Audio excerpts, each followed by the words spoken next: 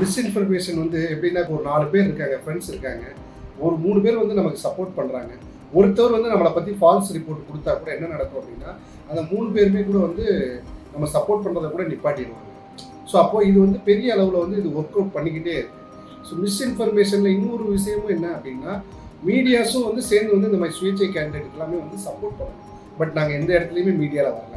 So major candidates எல்லாத்துக்குமே வந்து எல்லா மீடியாவும் கவர் பண்ணுவாங்க. பட் எங்களை மாதிரி சுயேட்சைக்கு வந்து நாங்கள் வந்து எங்களுடைய ஓன் இதில் தான் வந்து நாங்கள் பண்ண வேண்டியதாக இருந்துச்சு.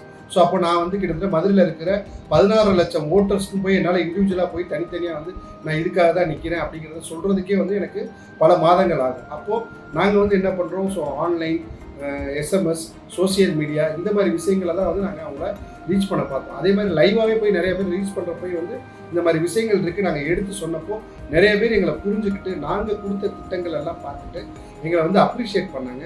ஸோ இந்த மிஸ்இன்ஃபர்மேஷன் என்ன ஆகும்னா, நிஜமாகவே வந்து ஆக்கப்பூர்வமாக ஒர்க் பண்ண நினைக்கிறவரை கூட வந்து அது ஒர்க் பண்ணாமல் எதுக்குப்பா நமக்கு இந்த வேலை, நம்ம ஏன்ப்பா எதை தேவையில்லாமல் டைம் ஸ்பெண்ட் பண்ணணும், அதுக்கு நம்ம வேலையை பார்த்துட்டு போயிடலாமே அப்படின்ற ஒரு ஃபீல் வந்து அவர் அந்த ரேஸ்லேயே இல்லாமல் வெளியில் போகிறதுக்கு வாய்ப்பு. கட்சிகள் யாருமே வந்து எனக்கு அந்த மாதிரி தொந்தரவு பண்ணலை. ஸோ அந்த மாதிரி எந்த ஒரு என்ன சொல்கிறது, உருட்டல் மிரட்டல் அந்த மாதிரி எந்த ஒரு விஷயமே இந்த எலெக்ஷனில் நடக்கலை. ரொம்ப எல்லாருமே வந்து ரொம்ப ஜென்யூனாகவே நடந்துக்கிட்டாங்கிறது தான் நான் பார்த்த வரைக்கும் தெரிஞ்சுக்கிட்ட வரைக்கும் நடந்தது.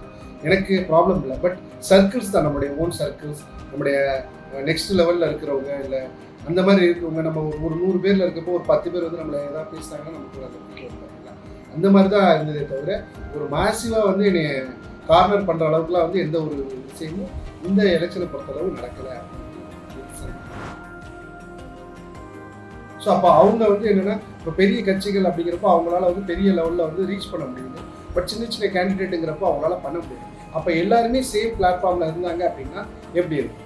ஸோ எல்லாத்துக்குமான சேம் பிளாட்ஃபார்ம் அப்படி இருக்கணும் அப்படின்னா, நிற்கிறவர் ஒருத்தர் வந்து இப்போ நம்ம வந்து ஒரு மினிமம் ஃபீஸ் அப்படின்னு சொல்லி ஒன்று கட்டுறோம், அதாவது டெபாசிட் கட்டுறோம், 25,000 rupees டெபாசிட் கட்டுறோம். நான் என்ன கேட்குறேன், எலெக்ஷனுக்குன்னு செலவு பண்ணணும்னு சொன்ன அமௌண்ட்டே கூட இன்னும் கொஞ்சம் கூட கட்ட வச்சுட்டு கேண்டிடேட் வந்து கட்டிட்டாங்க அப்படின்னா, கேண்டிடேட் எந்த எக்ஸ்பென்சஸும் பண்ணக்கூடாது.